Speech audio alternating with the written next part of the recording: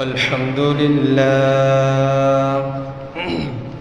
الحمد لله وكفى وسلام على عباده الذين اصطفى أما بعد فأعوذ بالله من الشيطان الرجيم بسم الله الرحمن الرحيم قالوا ربنا غلبت علينا شقوتنا وكنا قوما ضالين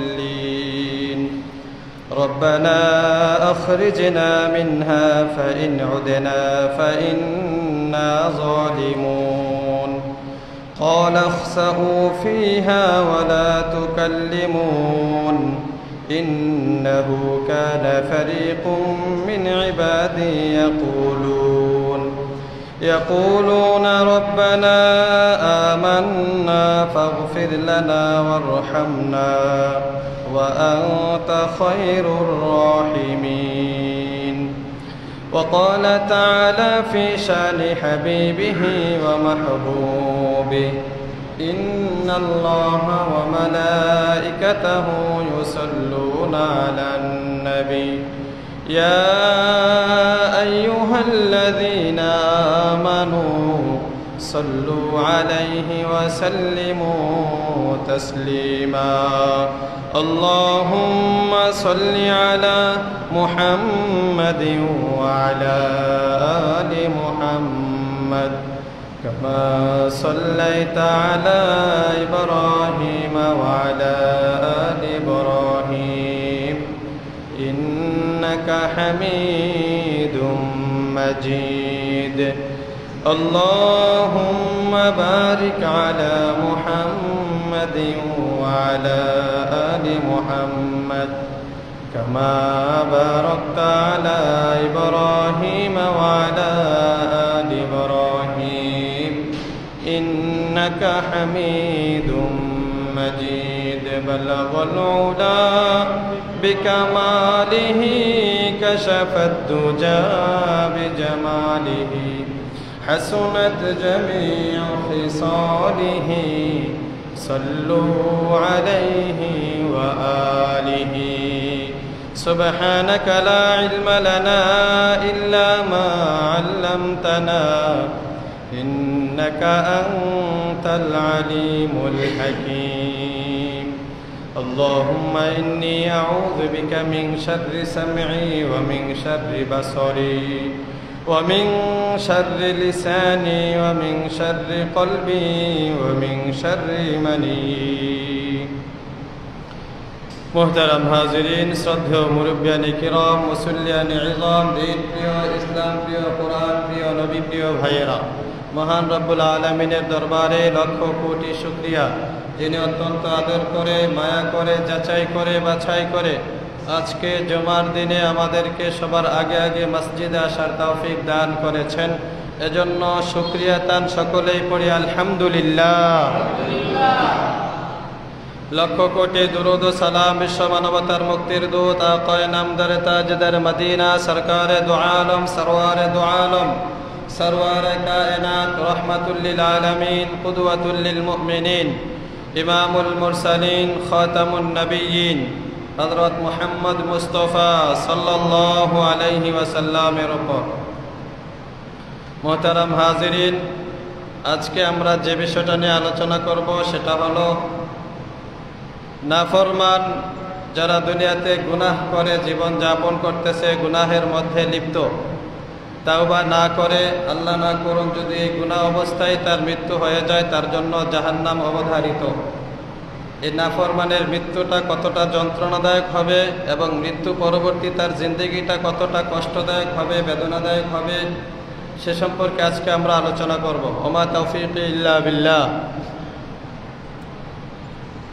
আল্লাহ রাব্বুল আলামিন যেমনিভাবে আমাদেরকে সৃষ্টি করেছেন ঠিক তদ্রূপ আমাদের জন্য মৃত্যু নির্ধারণ করেছেন যাতে করে তিনি আমাদেরকে পরীক্ষা করতে পারেন এই পরীক্ষা করার জন্য আল্লাহ তাআলা জীবন দিয়েছেন এই জীবনের মধ্যে আল্লাহ তাআলা আমাদের কাছে যেটা চান সেটা হলো তার গোলামি করা তার ইবাদত বন্দেগী করা, শয়তানের কথা মতো না চলা, আল্লাহ তাআলার নাফরমানিতে না যাওয়া।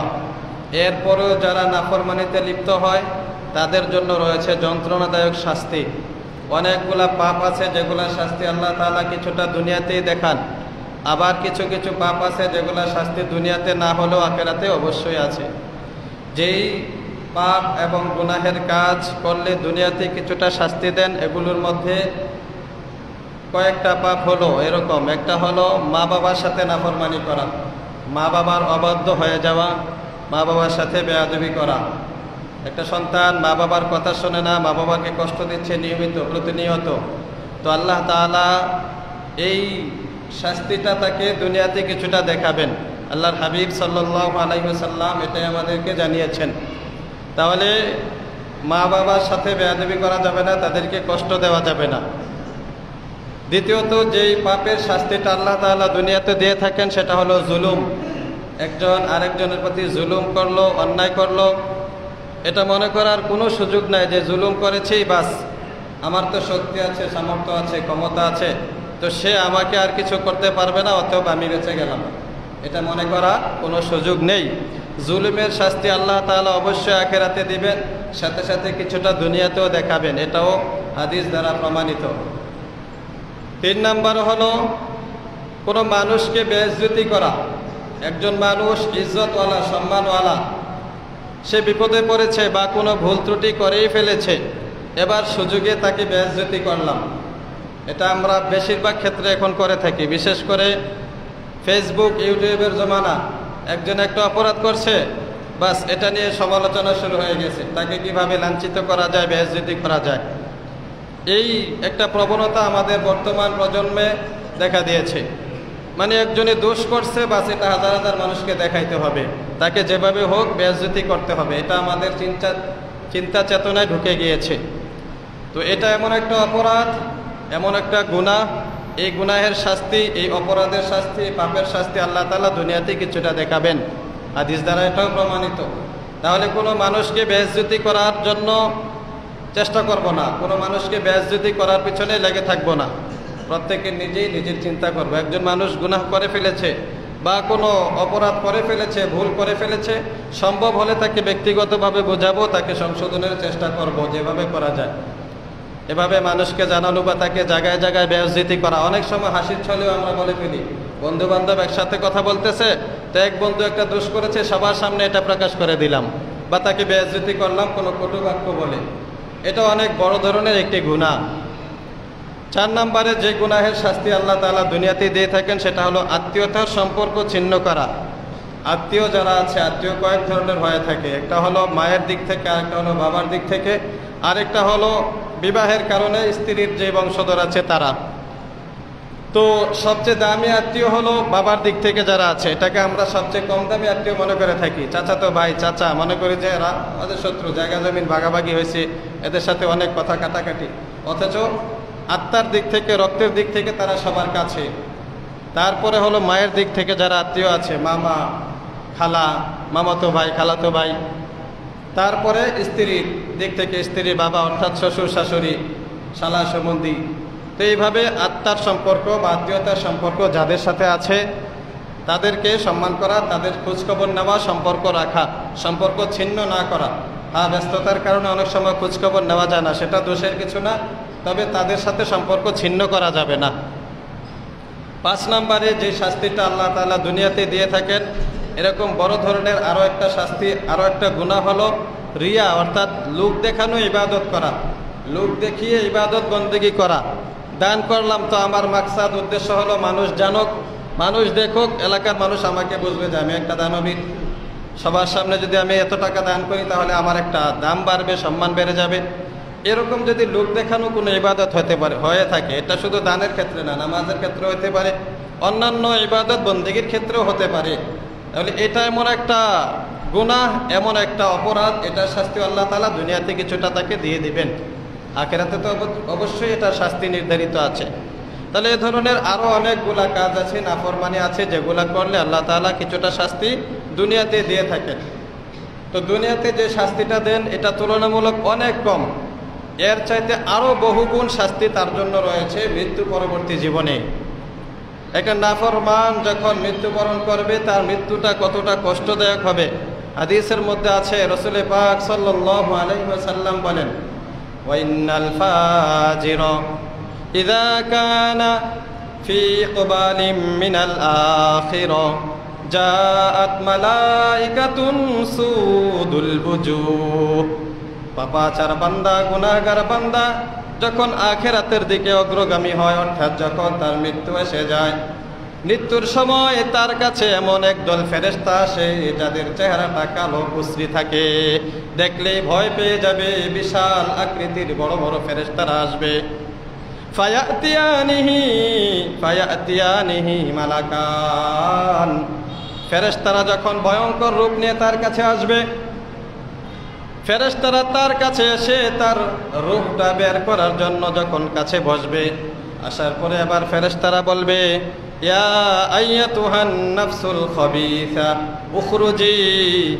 ও খারাপ আত্মা বের হও, ও খারাপ আত্মা, গুনাহগার আত্মা বের হয়ে আসো, বের হয়ে আসো। গুনাহগার বান্দা ফেরেশতাদের আকার আকৃতি দেখেই ভয়ে কাঁপতে থাকবে। হাদিসের মধ্যে আছে, কোন কোন ফেরেশতার অবস্থা এমন হবে যে তার চুল মাথা থেকে পা পর্যন্ত থাকবে, চেহারাটা ভয়ঙ্কর রূপ থাকবে। এবার পাপাচার বান্দা ভয়ে কাঁপতে থাকবে। ফেরেশতা বলবে, খারাপ আত্মা বের হয়ে আস, বের হয়ে আস।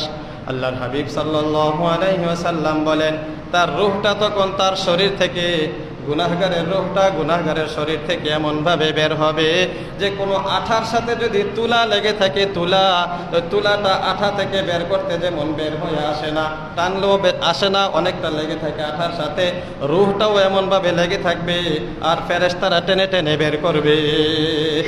কতটা ভয়ানক হবে তার মৃত্যুটা। আরেক হাদিসের মধ্যে আছে, নবীজি সাল্লাল্লাহু আলাইহি ওয়াসাল্লাম বলেন, কাঁটাদার গাছ, যখন কোনো গাছ, কাঁটাওয়ালা গাছের ডাল দিয়ে যখন কাউকে আঘাত করা হয়, যদি কাঁটাগুলা তার শরীরের মধ্যে বিঁধে যায়, শরীরের মধ্যে কাঁটাগুলার একেবারে গেঁথে গেল, এক পর্যায়ে যদি রোগের সাথে কাঁটাগুলা লেগে যায়, টান দিলে আবার রগ সহ বের হয়ে আসলে যেমন কষ্ট হবে, গুনাহগারের মৃত্যুটাও এমন কষ্টদায়ক হবে। এভাবে তার রূহটা বের করা হবে। নাফরমান অবস্থায় মৃত্যুবরণ করলে তো মৃত্যুর সময় ফেরেশতারা এভাবে তার জানটা কবজ করে রূহটা বের করে নিয়ে যায়। রূহটা বের করার পরে যখন ফেরেশতারা এই রূহটা নিয়ে আসমানের দিকে যায়, আসমানের ফেরেশতারা তখন নাকে ধরে ফেলে দুর্গন্ধে, আর বলে, এই রূহটা কার? এই দুর্গন্ধময় পচা রূহ, এই আত্মাটা কার? বলা হয়, ফুলান ইবনু ফুলান, অমুকের ছেলে অমুক, অমুক গ্রামের অমুক এলাকার অমুকের ছেলে এটা। ফেরেশতারা বলে, এটার গন্ধে আমরা টিকতে পারতেছি না, দুর্গন্ধে, এটা এখান থেকে নিয়ে যাও। আল্লাহ তাআলা তখন ফেরেশতাদেরকে বলবেন, ও আমার ফেরেশতারা, এই রূহটার উপরে নেওয়ার দরকার নাই, এবারে রূহটাকে তোমরা তার দেহের মধ্যে ফিট করে দাও, আর তারা আমল নামাটা জাহান্নামের যে গর্ত আছে 7 জমিনের নিচে সিজ্জিন, ওই সিজ্জিনের মধ্যে তারা আমল নামাটা রেখে দাও। আমল নামাটা জাহান্নামের একটা জায়গা আছে, সেটার নাম হলো সিজ্জিন, সিজ্জিনে রেখে দেওয়া হবে, রূহটা তার দেহের মধ্যে দিয়ে দেওয়া হবে। আমরা তো দেহটাকে দাফন করে এসেছি গাছতলায় বা গুরুস্থানে কোথাও, তো এই রূহটাকে ফেরেশতারা আবার তার এখানে দিয়ে দেবে। এবার তার কাছে 2 জন ফেরেশতা আসবে, ফায়াতিয়ানিহি মালাকান। 2 জন ফেরেশতা এবার এই নাফরমান বান্দার কাছে আসবে, গুরুস্থানের ভিতরে, কবরের ভিতরে। আসার পরে এবার এই বান্দাটাকে তুলবে, ফায়ুজলিসানিহি, তাকে বসাবে। বসানোর পরে তাকে প্রশ্ন করবে, মার রব্বুকা, ও বান্দা তোমার রব কে? সে বলবে, লা আদরি, লা আদরি, আমি জানি না কে আমার রব। জিজ্ঞাসা করবে, মা দিনুকা, তোমার ধর্ম কি, কোন ধর্মের লোক ছিলা? বলবে, হা হা লা আদরি, না, আমি তো এটার উত্তরও জানি না। নবীজি সাল্লাল্লাহু আলাইহি ওয়াসাল্লামের চেহারা মুবারকটা দেখিয়ে জিজ্ঞাসা করা হবে, মান হাদার রাজুল আল্লাযী বুইসা ফীকুম, এই লোকটাকে যাকে তোমাদের মাঝে পাঠানো হয়েছিল। এবার নাফরমান বান্দা আবার জবাব দিবে, হা হা লা আদরি, আমি তো উনাকে চিনি না, উনি কে? আল্লাহ বলবেন, কাযাবা আবদি, আমার এই বান্দা মিথ্যা বলতেছে, সে জানতো দুনিয়াতে কিন্তু মানতো না, অতএব তাকে আর প্রশ্ন করার দরকার নাই। আফরিশুহু মিনান নার, এই গুনাহগারের জন্য জাহান্নামের বিছানা বিছিয়ে দাও, ওয়ালবিসুহু মিনান নার, জাহান্নামের পোশাকটাকে পরাইয়া দাও, আফতাহু লাহু বাবাম মিনান নার, জাহান্নামের দরজা আর তার কবরের দরজা একসাথে করে দাও, জাহান্নাম থেকে একটা দরওয়াজা খুলে দাও, তার কবর বরাবর যেন দেখা যায়। জাহান্নামের দিকে একটা দরজা খুলে দেওয়া হবে কবর বরাবর। এবার জাহান্নাম থেকে নবীজি বলেন ফায়াতিহি মিন সামুমিহা ওয়া হামুমিহা, এবার জাহান্নাম থেকে আযাব আর আগুন আর উত্তাপ তার কবরে আসতে থাকবে। এক পর্যায়ে কবরটা এমন হয়ে যাবে, আল্লাহ বলেন লাহুম মিন জাহান্নামা মিহাদু ওয়া মিন ফাওকিহিম গাওয়াশ, কবরটা তার এমন হয়ে যাবে, বিছানাটা হবে জাহান্নামের, ওয়া মিন ফাওকিহা গাওয়াশ, উপরের দিকেও থাকবে জাহান্নামের আগুন, পুরাটা কবর আগুনের একটা কবর হয়ে যাবে। তাকায় দেখবে বিশাল বড় একটা ফেরেশতা বড় হাতুড়ি নিয়ে দাঁড়িয়ে আছে, হাতুড়ি দিয়ে তাকে এমন ভাবে আঘাত করছে, ফায়াসিহু সাইহাতান, এমন জোরে চিৎকার করবে। নবীজি সাল্লাল্লাহু আলাইহি ওয়াসাল্লাম বলেন ইয়াসমাউহা, সবাই এই আওয়াজটা শুনবে, ইল্লা সাকলাইন, মানুষ আর জিন ছাড়া। মানুষ জিন ছাড়া সব প্রাণীরা তার এই ভয়ঙ্কর চিৎকারটা শুনবে, মানুষ আর জিন তার এই চিৎকার শুনবে না। আল্লাহ তাআলা তাকে এমন আযাবের ব্যবস্থা করে দিবেন, নবীজি বলেন তার কবরে কিয়ামত পর্যন্ত আযাব চলতে থাকবে। কবরের দুই পাশ থেকে তাকে এমন ভাবে চাপ দেওয়া হবে, এক পাশের হাড় আরেক পাশে ঢুকে যাবে, একটা বড় অজগর সাপ তার কবরে নির্ধারিত করে দেওয়া, বারবার তাকে দংশন করতে থাকবে। এভাবে জাহান্নামের ফেরেশতাও তাকে বারবার আঘাত করতে থাকবে, কবরের জিন্দেগিটা তার এভাবেই কেটে যাবে। কবরটা এভাবে তার জন্য একটা জাহান্নামের টুকরা হয়ে যাবে। হাসরের ময়দানে যখন উঠানো হবে, কবরের জিন্দেগি শেষ, যখন কিয়ামত শুরু হয়ে যাবে, আল্লাহ রাব্বুল আলামিন সেই দিনের বর্ণনাটা দিতে গিয়ে নবীজি সাল্লাল্লাহু আলাইহি ওয়াসাল্লামকে বলেন হাল আতাকা হাদিসুল গাশিয়া, ও নবী আপনি কি জানেননি আচ্ছন্নকারী দিনের সেই দিনের ঘটনা, যেই দিন সবাইকে আচ্ছন্ন করে ফেলবে, ঢেকে ফেলবে। উজুহু ইয়াউমাইদিন খাশিআ, সেদিন অনেকের চেহারা অবনত হয়ে যাবে, নত হয়ে যাবে, ভীত সন্ত্রস্ত হয়ে যাবে, ভয়ে কাঁপতে থাকবে। আমিলাতুন নাসিবা, অনেক মানুষ আছিল দুনিয়াতে অনেক কষ্ট করেছে, কষ্ট করার কারণে সে দেখা যাবে যে কষ্টের কারণে ক্লান্ত হয়ে আছে, তার চেহারাটার মধ্যে মলিন হয়ে আছে, খারাপ একটা অবস্থা হয়ে আছে। আরেক আয়াতে রব্বুল আলামিন বলেন ইয়া আইয়ুহান নাসুত্তাকু রাব্বাকুম ইন্না জালজালাতাস সাআতি শাইউন আযীম, কিয়ামতের ময়দানের অবস্থাটা বড় ভয়ঙ্কর হবে, শাইউন আযীম, ভয়ঙ্কর একটা অবস্থা হয়ে যাবে। ইয়াউমা তারাউনাহা তাযহালু কুল্লু মুরদিয়াতিন আম্মা আরদাত, সেদিন হাবিব আপনি দেখবেন প্রত্যেকটা মানুষের অবস্থা কেমন হবে। ইয়াউমা তারাউনাহা তাযহালু কুল্লু মুরদিয়াতিন আম্মা আরদাত, প্রত্যেক দুগ্ধ দানকারিনী মা, যেই মা বাচ্চাদেরকে দুধ পান করাইতো, দুনিয়াতে দেখা যায় দুধ পান করানো অবস্থায় যেই মা বাচ্চাদেরকে দুধ পান করায় সহজে বাচ্চার কথা বলে না, গভীর রজনীতেও যদি বাচ্চা কান্না করে মায়ের ঘুম ভেঙে যায়। যে মায়েরা বাচ্চাদেরকে দুধ পান করায় সাধারণত বাচ্চাদেরকে তারা বলে না, অনেক ঘুমের মধ্যেও যদি বাচ্চা একটু আওয়াজ করে মা সজাগ হয়ে যায়। কিন্তু রব্বুল আলামিন বলেন সেদিনের অবস্থাটা ভিন্ন হবে। দুগ্ধ দানকারিনী মা তার দুগ্ধপায়ী সন্তানকেও বলে যাবে, সেদিন তার এই সন্তানের কথাও মনে থাকবে না, পেরেশানিতে পড়ে যাবে। ওয়াতাদাউ কুল্লু যাতি হামলিন হামলাহা ওয়া তারান নাসা সুকারা ওয়া মা হুম বিসুকারা ওয়ালাকিন্না আযাবাল্লাহি শাদীদ। আল্লাহ বলেন ও হাবিব, সেদিন দেখবেন অনেক গর্ভধারিণী মা, যেই মায়ের গর্ভে সন্তান ছিল অটোমেটিক সেই সন্তান প্রসব হয়ে যাবে, কোনো ধাত্রীও লাগবে না, সিজার করানো লাগবে না, ভয়ের কারণে পেরেশানির কারণে তার সন্তান এমনিতেই প্রসব হয়ে যাবে। আল্লাহ তাআলা বলেন হাবিব ওয়াতারান নাসা সুকারা, মানুষদেরকে আপনি দেখবেন মাতাল হয়ে আছে, আসলে কিন্তু তারা মাতাল না, নেশাগ্রস্ত হয়ে আছে মনে করবেন, কিন্তু তারা নেশা করে নাই। ওয়ালাকিন্না আযাবাল্লাহি শাদীদ, আসল কথা হলো আল্লাহ তাআলার আযাব বড় ভয়ঙ্কর, এই ভয়ে এই পেরেশানিতে তাদেরকে মাতাল মনে হবে, এভাবে পেরেশানিতে থাকবে। রব্বুল আলামিন বলেন তখন নাফরমান বান্দাদের অবস্থাটা কি হবে। ইয়াওয়াদ্দুল মুজরিমু ইয়াউমাইদিন, মুজরিম যারা, পাপিষ্ঠ যারা, তখন তারা চাইবে ইয়াফতাদি লাউ ইয়াফতাদি মিন আযাবি ইয়াউমিযিম বিবানি, হায় হায় যদি এই আযাব থেকে বাঁচা যায় তো সন্তানকে দিয়া। আল্লাহকে বলবে, আল্লাহ আমার এই সন্তানকে, আমার যত ছেলে মেয়ে ছিল তাদেরকে আযাবে দিয়ে দেন, আমাকে বাঁচাইয়া দেন। বাবা মা তখন সন্তানদেরকে আযাবে দিয়ে নিজেরা বাঁচার জন্য চাইবে। কোরআনে আল্লাহ বলেন, ইয়াওয়াদ্দুল মুজরিমু ইয়াফতাদি ইয়াওয়াদ্দুল মুজরিমু লাউ ইয়াফতাদি মিন আযাবি ইয়াউমিযিম বিবানি। পাপিষ্ঠ বান্দা তখন চাইবে, হায় আমার সন্তানকে, আমার ছেলে মেয়েকে দিয়ে আমাকে যদি বাঁচানো হইতো, তাদেরকে জাহান্নামে দিয়ে দেওয়া হোক, আমাকে যদি বাঁচিয়ে দেওয়া হয়তো কত ভালো ছিল। অথচ একটা ছেলে মেয়ের জন্য দুনিয়াতে পাগল পারা ছিল মা বাবা, তার জীবনটা উজাড় করে দিয়েছিল সন্তানের জন্য, কিন্তু সেদিন চাইবে যে আমার সন্তানকে জাহান্নামে দিয়ে দেওয়া হোক, আমাকে বাঁচিয়ে দেওয়া হোক। ইয়াওয়াদ্দুল মুজরিমু লাউ ইয়াফতাদি মিন আযাবি ইয়াউমিযিম বিবানি ওয়া সাহিবাতিহি, এবং চাইবে তার স্ত্রীকে জাহান্নামে দিয়ে দেওয়া হোক, প্রিয়তমাকে জাহান্নামে দিয়ে দেওয়া হোক। বলবে যে আমার স্ত্রীকে জাহান্নামে দিয়ে দেন, আমাকে বাঁচায় দেন। ওয়া আখি, সে চাইবে তার ভাইকে জাহান্নামে দিয়ে দেওয়া হোক, তাকে বাঁচিয়ে দেওয়া হোক। সুম্মা ইউনজি, এরপরও যেন তাকে বাঁচিয়ে দেওয়া হয়। চাইবে যে আমার সন্তান সন্ততি, আমার স্ত্রী।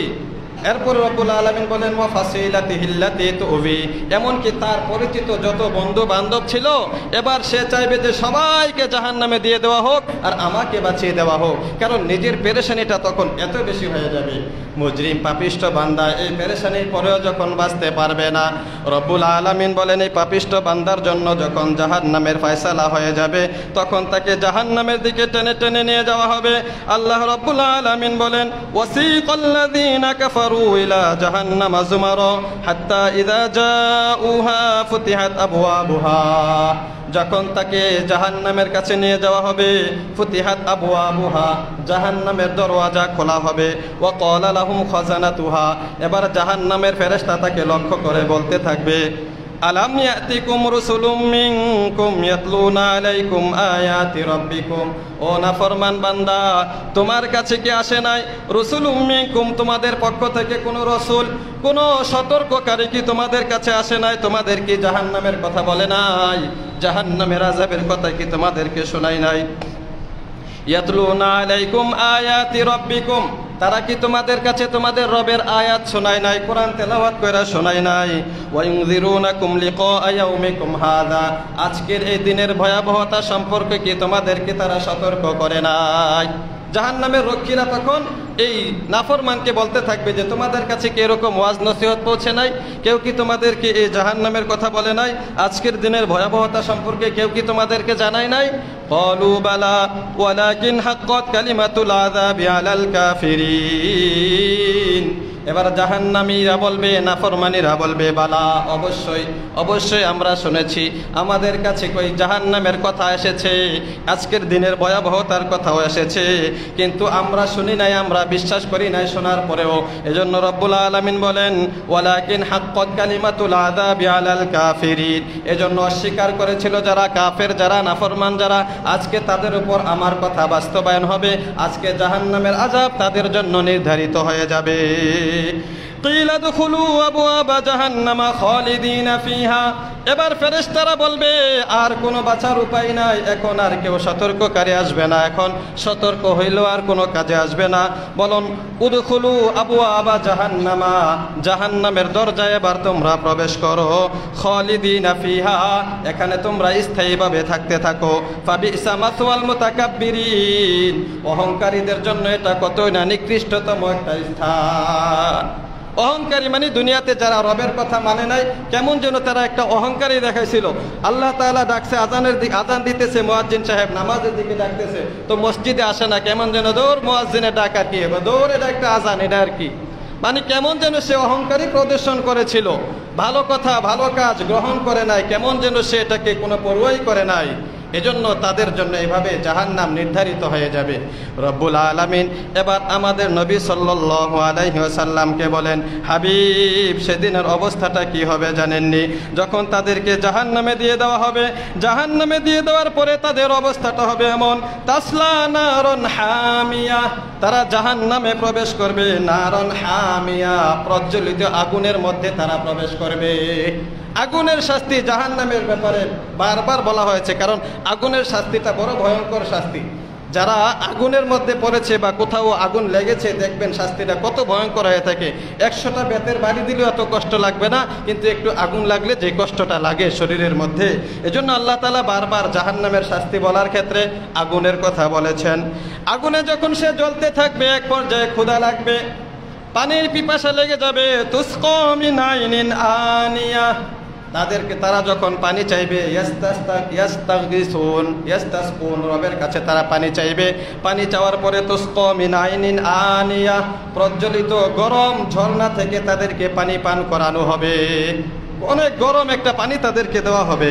এরপরে এই পানিটা তাদেরকে যখন সামনে দেওয়া হবে, সামনে নেওয়ার পরে পানিটা আর খাওয়া লাগবে না, বরং এই পানির উত্তাপে হাদিসের মধ্যে আছে এই গরমে তাদের ভিতরের নারী বুড়ি সব গলে যাবে, ভিতরের অবস্থা একেবারে খারাপ হয়ে যাবে।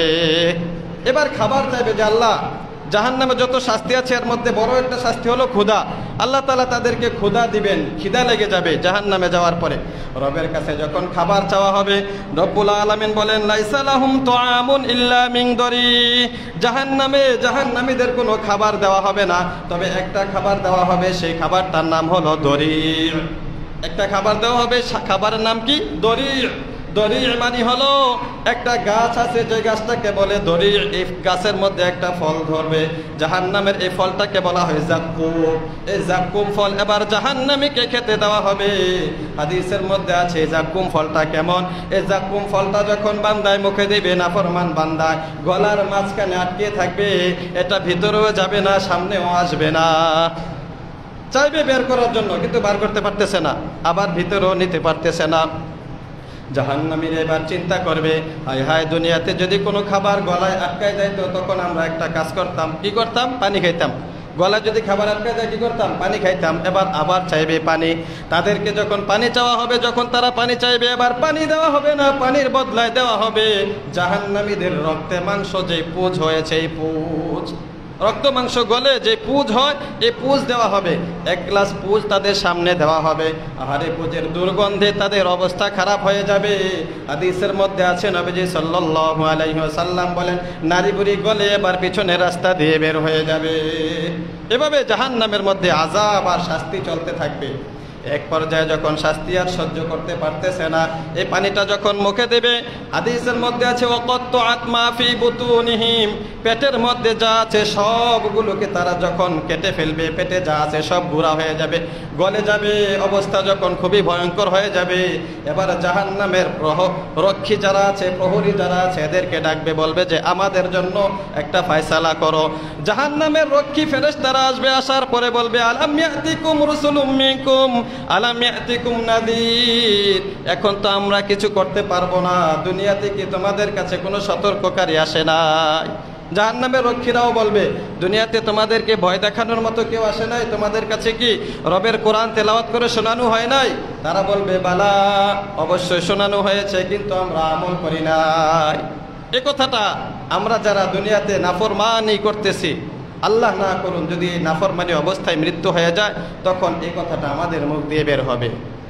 এবার জাহান্নামের রক্ষীরা বলবে এবার আমরা কিছু করতে পারবো না, বরং জাহান্নামের যে দারোগা আছে, দারোয়ান আছে, মালিক ফেরেশতাকে ডাকো।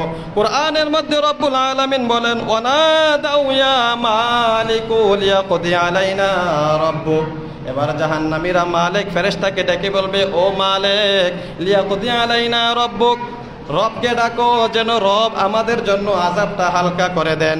হাদিসের মধ্যে আছে এই ডাকের পরে 1000 বছর পরে জাহান্নামের দারোগা মালিক ফেরেশতায় উত্তর দিবে। 1000 বছর পর্যন্ত কোনো উত্তর দিবে না।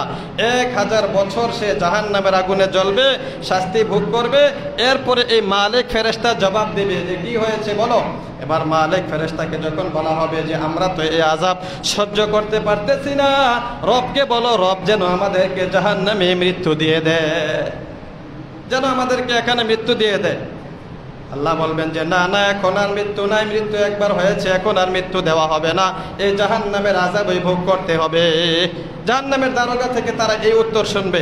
এরপরে বলবে মালিক ফেরেশতা বলবে তোমরা তোমাদের রবকে ডাকো, দেখো তিনি কোনো ফায়সালা করেন কিনা।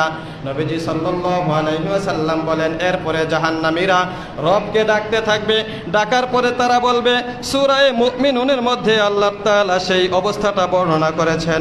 জাহান্নামীরা তখন আল্লাহ তাআলাকে ডেকে বলবে, রব্বানা গলাবাত আলাইনা শিকওয়াতুনা ওয়া কুন্না কওমান দাল্লিন। বলবে যে আয় আমাদের রব, গলাবাত আলাইনা শিকওয়াতুনা, আমাদের অবস্থা খুবই খারাপ হয়ে গিয়েছে। গলাবাত আলাইনা শিকওয়াতুনা, আমাদের হতভাগ্য দুর্ভাগ্য এটা আমাদের উপরে গালেব হয়ে গিয়েছে। আয় আল্লাহ, দুনিয়াতে আমরা দুর্ভাগা ছিলাম, এই দুর্ভাগার ফল এখন ভোগ করতেছি। গলাবাত আলাইনা শিকওয়াতুনা ওয়া কুন্না কওমান দাল্লিন। রব্বুল আলামিন, আমরা পথভ্রষ্ট ছিলাম, গুমরাহ ছিলাম, গুনাহগার ছিলাম। রব্বানা আখরিজনা মিনহা ফাইন উদনা ফাইন্না যালিমুন। আয় আল্লাহ, এবার আমাদেরকে জাহান্নাম থেকে বের করেন। ফাইন উদনা ফাইন্না যালিমুন। এরপরে দুনিয়াতে গিয়ে যদি আমরা আবার নাফরমানি করি তাহলে তো আমরা বড় জালেম হব। আপনি আমাদেরকে দুনিয়াতে পাঠান, আমরা আর নাফরমানি করব না। দুনিয়াতে পাঠায় দেন, আমরা আর নাফরমানি করব না, এখন গিয়ে আমরা ভালো হয়ে আসবো। আর এক আয়াতে রব্বুল আলামিন বলেন জাহান্নামীরা তখন গিয়ে বলবো, লা ইন আখরতানা ইলা আজালিন করিব, লা ইন আখরতানা, আয় রব্বুল আলামিন যদি আপনি আমাদেরকে দুনিয়াতে পাঠান, লা আসাদদাকান্না ওয়া লানাকুনান্না মিনাস সালিহিন, যে আমরা এবার দুনিয়াতে গিয়ে দান করব, সদকা করব এবং আমরা সলিহিন হয়ে যাব, নেককার হয়ে যাব, সৎকর্মশীল হয়ে যাব, এখন আর গিয়ে আর কোনো গুনাহ করব না। এটা আমরা আপনারা আল্লাহ না করুন যদি জাহান্নামী হয়ে যায় তখন বলবো, কিন্তু এই কথাটা বলার পরেও আর কোনো কাজে হবে না, কোনো কাজে আসবে না। এজন্য সতর্ক হয়ে যাওয়ার সময় এটাই, মৃত্যু আসার আগে আগেই সতর্ক হয়ে যেতে হবে, মৃত্যুর পরে আর সতর্ক হওয়ার কোনো মাধ্যম নাই। নবীজি সাল্লাল্লাহু আলাইহি ওয়াসাল্লাম বলেন এই কথাটা যখন তারা বলবে, রব্বুল আলামিন তখন রাগান্বিত হয়ে জোরে বলবেন, ক্বাল ইখসাউ ফিহা, আল্লাহ রব্বুল আলামিন বলবেন ইখসাউ ফিহা, এখানেই অবস্থান করতে থাকো, লাঞ্ছিত অবস্থায় এই জাহান্নামে থাকো। ওয়ালা তুকাল্লিবুন, আমার সাথে কোনো কথা বলবি না, নাফরমান, আমার সাথে কোনো কথা বলবি না। ইখসাউ ফিহা, এখানেই থাক, এটাই তোর জায়গা। ওয়ালা তুকাল্লিমুন, আমার সাথে কোনো কথা বলবি না। দয়াময় রব্বুল আলামিন যখন এই কথাটা বলবেন, হাদিসের মধ্যে আছে জাহান্নামের শাস্তির মধ্যে এটা আরো ভয়ঙ্কর শাস্তি হয়ে যাবে। কারণ দুনিয়াতে একজন মানুষ যাকে ভালোবাসে, মহব্বত করে, মা সন্তানকে ভালোবাসে, তো মা যদি কখনো রাগ করে সন্তানের প্রতি বলে যে আমার সাথে কথা বলবি না, বাধ্য সন্তান হলে তার কষ্ট তখন আরো বেড়ে যায়, যে আমার মা আমার সাথে কথা বলতে না করছে, আমার বাবা আমার সাথে কথা বলে না, এটা আমার জন্য কতটা ভয়ঙ্কর, কতটা কষ্টের কারণ। কিতাবের মধ্যে আছে যখন আল্লাহ তাআলা নাফরমান বান্দাকে বলবেন, বান্দা জাহান্নামে থাক, লা তুকাল্লিমুন, আমার সাথে কোনো কথা বলবি না, তখন জাহান্নামের আযাব আরো বেড়ে যাবে, কষ্টে এবার বান্দার বুকটা ফেটে যাবে, কোনো কাজে আসবে না, কারণ এখানে আর ক্ষমারও কোনো রাস্তা নাই, এভাবে জাহান্নামে থাকতে হবে। ইন্নাহু কানা ফারিকুম মিন ইবাদি ইয়াকুলুন রব্বানা আমান্না ফাগফির লানা ওয়ারহামনা ওয়া আনতা খায়রুল রাহিমিন। আল্লাহ তাআলা বলেন, আমার কিছু বান্দা দুনিয়াতে এমন ছিল যারা আমাকে ভয় করে চলেছিল। ও নাফরমান, তোরা তো তাদের অন্তর্ভুক্ত হস নাই। তারা এরকম ছিল, ইয়াকুলুনা, তারা বলতো দুনিয়াতে থাকতে, রব্বানা আমান্না ফাগফির লানা ওয়ারহামনা ওয়া আনতা খায়রুর রাহিমিন, আয় আল্লাহ আমরা ঈমান এনেছি, আমরা আপনাকে বিশ্বাস করেছি, আমাদেরকে আপনি ক্ষমা করে দেন, ওয়ারহামনা, আমাদের প্রতি রহম করেন, দয়া করেন, ওয়া আনতা খায়রুর রাহিমিন, আর আপনি হলেন শ্রেষ্ঠ দয়ালু, শ্রেষ্ঠ দয়ালু। দুনিয়াতে এগুলা বলার সুযোগ ছিল, তো আমার ইমানদার বান্দারা দুনিয়াতে এগুলা বলেছে, তাদের অবস্থা আজকে ভিন্ন, আমি তাদেরকে ক্ষমা করেছি। কিন্তু নাফরমান বান্দারা এগুলা করে নাই, রবের কাছে মাগফিরাতও চায় নাই, রহমও চায় নাই, নাফরমানিতে লিপ্ত ছিল, তখন আর আফসোস করলেও কোনো কাজে আসবে না। তাহলে দুনিয়াটা হলো সতর্ক হয়ে যাওয়ার জায়গা, এখানে সতর্ক না হলে পরবর্তীতে আখিরাতে সতর্ক হওয়ার আর কোনো রাস্তা থাকবে না। এজন্য প্রিয় ভাই, নাফরমানিতে লিপ্ত আছি আমরা, অনেকেই অনেক গুনাহে লিপ্ত আছি। একটা গুনাহ জাহান্নামে নিয়ে যাওয়ার জন্য যথেষ্ট, এটা ভাবার কোনো সুযোগ নাই যে যাক না কয়েক বছর জাহান্নামে থেকে ঈমান আনার কারণে পরবর্তীতে তো একসময় জান্নাতে যাবো, এটা সহ্য করতে পারবেন না প্রিয় ভাই। এটা বোঝা, অনুধাবন করা আমাদের উচিত, যদিও বুঝতে সক্ষম হব না আমরা, কিন্তু চিন্তা ফিকির করতে হবে যে জাহান্নাম এটা কতটা ভয়ঙ্কর, জাহান্নামের আযাব কতটা ভয়ঙ্কর, জাহান্নামের কথা বারবার কোরআনুল কারীমে আল্লাহ তাআলা কেন বলতেছেন? এই কোরআন তো সত্য, তো কোরআন সত্য হলে কোরআনের আয়াতগুলো তো সব সত্য।